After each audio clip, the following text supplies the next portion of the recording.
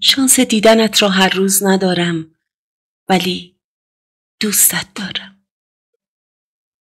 وقتی دلم هوایت را می کند، حق شنیدن صدایت را ندارم، ولی دوستت دارم.